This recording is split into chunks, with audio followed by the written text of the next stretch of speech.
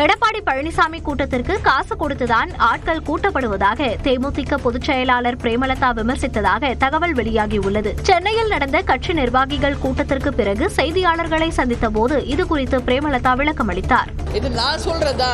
தமிழ்நாடே அதை தானே சொல்லிட்டு இருக்கு. அவங்க மட்டும் இல்லை, இன்னைக்கு எந்த கட்சி கூட்டத்தில் ஆள் இருக்காங்கன்னா அது எப்படி சேர்றாங்க என்பது இது எல்லாருக்கும் தெரிஞ்ச ஒரு உண்மை. இல்லைன்னு யாரும் மறுக்க முடியாது. இதில் விதிவிலக்கு தேமுதிக. சுங்கச்சாவடிகளில் கார் மற்றும் பயணிகள் வேன்களுக்கு பலமுறை பயணிப்பதற்கான கட்டணம் 155 ரூபாயில் இருந்து 160 ரூபாயாக உயர்ந்துள்ளது. மாதாந்திர கட்டணத்தில் 70 ரூபாய் உயர்ந்து 3170 ரூபாயாக நிர்ணயிக்கப்பட்டுள்ளது. அதே சமயம் கார் மற்றும் பயணிகள் வேன்களுக்கு ஒருவழி கட்டணத்தில் எவ்வித மாற்றமும் இல்லை. இலகுரக வாகனங்களை பொறுத்தவரை ஒருமுறை பயண கட்டணம் 5 ரூபாய் உயர்ந்து 185 ரூபாயாகவும், பலமுறை பயணிக்க 275 ரூபாயும், மாதாந்திர கட்டணம் 125 ரூபாய் உயர்ந்து 5545 ரூபாயாகவும் வசூலிக்கப்படுகிறது. தமிழ்நாட்டில் சுங்க கட்டண உயர்வு வாகன ஓட்டிகள் மற்றும் பொதுமக்களிடையே கடும் அதிருப்தியை ஏற்படுத்தியுள்ளது. வருமான இழப்பு எல்லாமே டோல்கேட்டு தான் போகுது. மாதம் டோல்கேட் கட்டணம் பார்த்தாலே இதுவே ஒரு வண்டிக்கு கடன் கட்டுற அளவுக்கு போயிடுது. டோல் போடும்போது நாங்கள் டன்னேஜ் கூட கொஞ்சம் எக்ஸ்ட்ரா தான் கேட்போம். அப்படிங்கும்போது இதெல்லாம் யார்கிட்ட போகும்? மக்கள்கிட்ட தான் போய் சேரும். மக்களுக்கு தான் அதிக சுமைகள், எங்களுக்கு அதிக சுமை தான். சாலை பார்த்தீங்கன்னா சாலையெல்லாம் சரியான படியில் சாலை சீரமைக்கல. கட்டணம் மட்டும் வருடத்துக்கு கட்டணம் மட்டும் நிர்ணயம் பண்றாங்க. சுங்க கட்டணம் உயர்ந்துள்ளதால் அத்தியாவசிய பொருட்களின் விலையிலும் தாக்கம் ஏற்படக்கூடும் என அஞ்சப்படுகிறது. சிவகங்கை மாவட்டத்தின் பல்வேறு பகுதிகளில் பெய்த மழையால் வெப்பம் தணிந்தது. வாணியங்குடி, பையூர், காஞ்சிரங்கால் உள்ளிட்ட பகுதிகளில் கடந்த சில நாட்களாக வெயில் வாட்டி விதைத்த நிலையில் திடீரென மழையால் மக்கள் நிம்மதியடைந்தனர்.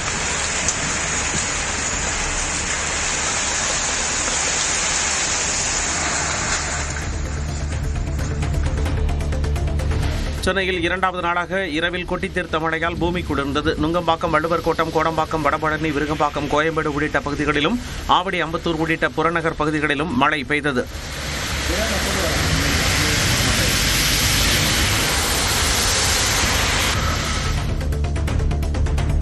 தமிழ்நாடு மற்றும் புதுச்சேரியில் இன்றும் மிதமான மழை நீடிக்கும் என வானிலை ஆய்வு மையம் தெரிவித்துள்ளது. மழையின் போது மணிக்கு 40 கிலோமீட்டர் வேகத்தில் தரைக்காற்று வீசக்கூடும் எனவும் குறிப்பிட்டுள்ளது. சென்னை மற்றும் புறநகர் பகுதிகளில் இடி மின்னலுடன் மிதமான மழை பெய்ய வாய்ப்பிருப்பதாகவும், வெயில் மிதமான அளவிலேயே இருக்கும் எனவும் கூறியுள்ளது.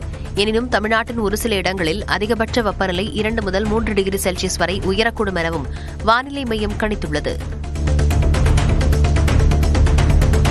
சென்னையில் எத்தகைய மழை சூழலையும் எதிர்கொள்ளக்கூடிய அளவில் எப்போதும் தயார் நிலையில் இருக்க வேண்டும் என்று அதிகாரிகளுக்கு முதலமைச்சர் மு க ஸ்டாலின் அறிவுறுத்தியுள்ளார். வெளிநாட்டு சுற்றுப்பயணத்தில் உள்ள முதலமைச்சர் சென்னையின் மழை அளவு குறித்தும் ஏதேனும் பாதிப்புகள் ஏற்பட்டுள்ளனவா என்றும் தொலைபேசியில் கேட்டறிந்ததாக சென்னை மாநகராட்சி தெரிவித்துள்ளது.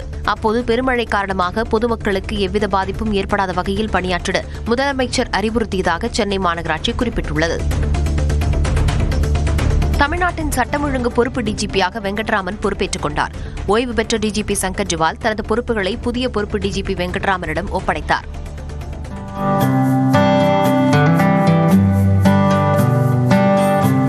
இந்த நிகழ்வில் சீமா அகர்வால், ராஜீவ்குமார், சந்தீப் ராய் ரத்தோர் உள்ளிட்ட டிஜிபி அந்தஸ்தில் உள்ள அதிகாரிகள் பலர் கலந்து கொள்ளவில்லை.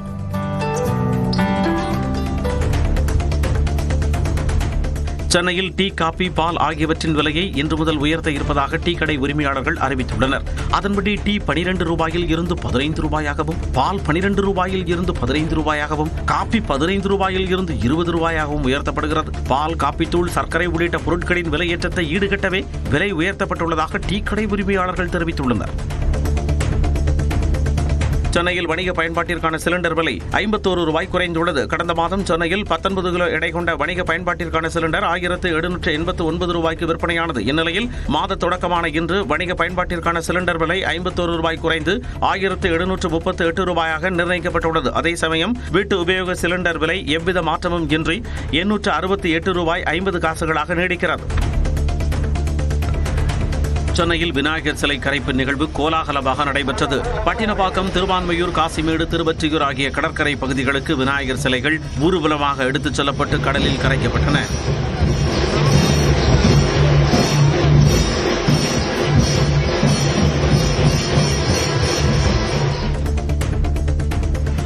தாம்பரம் மற்றும் சுற்றுவட்டார பகுதிகளில் வைக்கப்பட்ட விநாயகர் சிலைகள் ஈசிஆர் மற்றும் பாலவாக்கம் கடலில் கரைப்பதற்காக ஊர்வலமாக எடுத்துச் செல்லப்பட்டதால் கடும் போக்குவரத்து நெரிசல் ஏற்பட்டது. தாம்பரம், பல்லாவரம், குரோம்பேட்டை, சேலையூர், வேளச்சேரி பிரதான சாலை உள்ளிட்ட பகுதிகளில் போக்குவரத்து காவலர்கள் நெரிசலை சரி செய்ய முயன்ற போதும் வாகனங்கள் ஊர்ந்து சென்றன. சென்னை திருவல்லிக்கேணி மசூதி வழியாக ஊர்வலம் செல்ல முயன்ற இந்து முன்னணியினரை போலீசார் தடுத்து நிறுத்தியதால் வாக்குவாதம் ஏற்பட்டது. இதில் இந்து முன்னணியினர் 30 பேர் கைது செய்யப்பட்டனர்.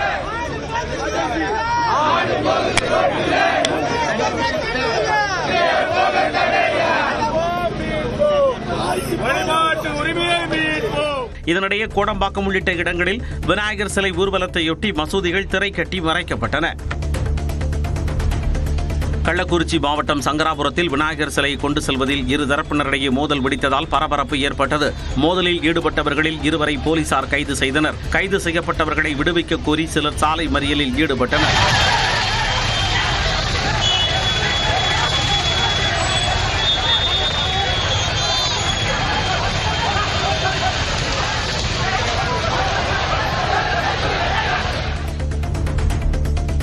சென்னை அருகே பாலவாக்கம் கடற்கரையில் வெளிநாட்டினர் விநாயகர் சிலைகளை கரைத்து வழிபட்டனர்.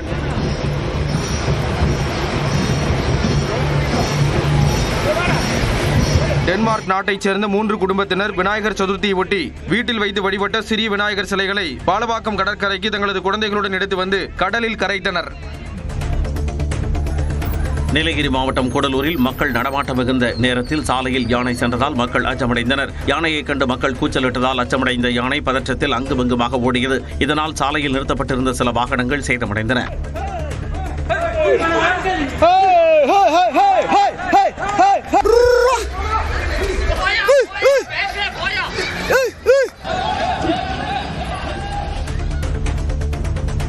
கரூர் மாவட்டம் அரவக்குறிச்சி அருகே வாகன விபத்தில் மூளைச்சாவு அடைந்த 7 வயது சிறுமி ஓவியாவின் உடல் உறுப்புகள் தானம் செய்யப்பட்டுள்ளன. கடந்த 29ஆம் தேதி திண்டுக்கல் மாவட்டத்தில் தனது மாமாவுடன் பைக்கில் சென்ற சிறுமி ஓவியா விபத்தில் சிக்கியதில் மூளைச்சாவடைந்தார். இதையடுத்து கோவை மாவட்டத்தில் உள்ள KMC மருத்துவமனையில் குடும்பத்தின் ஒப்புதலுடன் ஓவியாவின் உடல் உறுப்புகள் தானமாக வழங்கப்பட்டன. கண்கள், சிறுகுடல், பெருகுடல், கல்லீரல், சிறுநீரகம் ஆகியவை தானம் செய்யப்பட்டன. தமிழ்நாட்டிற்கு முதலீடுகளை ஈர்க்கவும் பிரகாசமான எதிர்காலத்திற்கான ஒருங்கிணைப்பை உருவாக்கவும் பெருமையுடன் முன்னேறுவதாக முதலமைச்சர் மு.க.ஸ்டாலின் தெரிவித்துள்ளார். வெளிநாட்டு பயணம் குறித்த எக்ஸ் பதிவில் ஜெர்மனி வாழ் தமிழ் குடும்பங்களின் பாசமிகு வரவேற்பு நிகழ்ச்சி அளிப்பதாக குறிப்பிட்டுள்ளார்.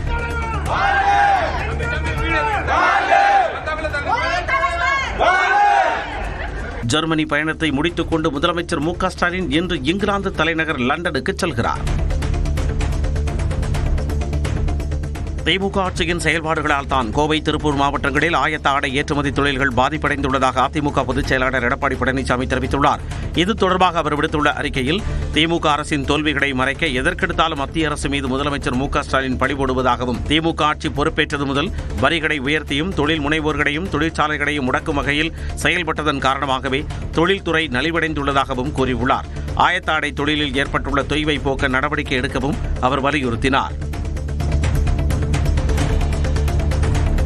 தேமுதிகவிற்கு மாநிலங்களவை சீட் தருவதாக கூறி எடப்பாடி பழனிசாமி முதுகில் குத்திவிட்டதாக நிர்வாகிகள் மத்தியில் பிரேமலதா விஜயகாந்த் பேசியதாக தகவல் வெளியாகியுள்ளது. சென்னை டி நகரில் தேமுதிகவின் பூத் கமிட்டி நிர்வாகிகளின் ஆலோசனைக் கூட்டம் நடைபெற்றது. அப்போது நிர்வாகிகள் மத்தியில் பேசிய பிரேமலதா, முதலமைச்சராகவும் ஒரு கட்சியின் தலைவராகவும் இருந்த EPS கொடுத்த வாக்குறுதியை நிறைவேற்றுவார் என நம்பியதாகவும், ஆனால் ஏமாற்றிவிட்டதாகவும் அதிருப்தி தெரிவித்ததாக கூறப்படுகிறது. தமிழக அரசு நந்தன் கால்வாயை முறைப்படுத்தப்பட்ட பாசன கால்வாயாக அறிவிக்க வேண்டும் என பாமக தலைவர் அன்புமணி ராமதாஸ் கூறியுள்ளார். திருவண்ணாமலை மாவட்டம் கீரனூர் கிராமத்தில் உள்ள நந்தன் கால்வாய் திட்டப்பணிகளை அன்புமணி ராமதாஸ் ஆய்வு செய்தார். இதையடுத்து பேசிய அவர், நந்தன் கால்வாயை முறைப்படுத்தப்பட்ட பாசன கால்வாயாக அறிவித்து அதனை முழுமையாக சீரமைக்க வேண்டும் என்றார். கால்வாயை அகலப்படுத்தி ஆழப்படுத்தி கான்கிரீட்டை போட்டு என்னென்ன அடிப்படை வசதிகள் இதில் கட்டமைப்புகள் உருவாக்கி வருங்கால சந்ததியினர் நமக்கு சந்தோஷமா நம்ம அவங்களை சந்தோஷப்படுத்தணும்னா இன்னைக்கு நம்ம செய்யணும். அன்புமணி விவகாரத்தில் பாமக நிறுவனர் ராமதாஸ் தலைமையில் ஒழுங்கு நடவடிக்கை குழு ஆலோசனைக் கூட்டம் தைலாபுரத்தில் இன்று நடைபெறுகிறது. ராமதாஸ் வீட்டில் ஒட்டுக்கேட்பு கருவி வைத்தது உள்ளிட்ட 16 குற்றச்சாட்டுகள் பாமக தலைவர் அன்புமணி மீது வைக்கப்பட்ட நிலையில் அது குறித்து ஆகஸ்ட் 31ஆம் தேதிக்குள் விளக்கம் அளிக்க வேண்டும் என நோட்டீஸ் வழங்கப்பட்டது. நேற்றுடன் அவகாசம் நிறைவு பெற்ற நிலையில் அன்புமணி விளக்கம் எதுவும் அளிக்கவில்லை. இந்நிலையில் ராமதாஸ் தலைமையில் நடைபெறும் கூட்டத்தில் அன்புமணி மீது ஒழுங்கு நடவடிக்கை எடுப்பது குறித்து விவாதிக்கப்பட இருப்பதாக தகவல் வெளியாகியுள்ளது.